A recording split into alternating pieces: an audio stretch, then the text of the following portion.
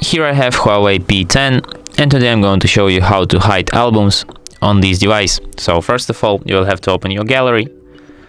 Then when you're in albums section, you have to tap here and then go to the hide albums. Here you can select which albums you want to block. Let's block, for example, only this one, and as you can see, it disappeared from my albums list. We can also block other albums too, and they will disappear too. And you can also unhide it here, and they will appear back. And that's it. Thanks for watching. If you find this tutorial useful, don't forget to hit that like button and subscribe to our channel.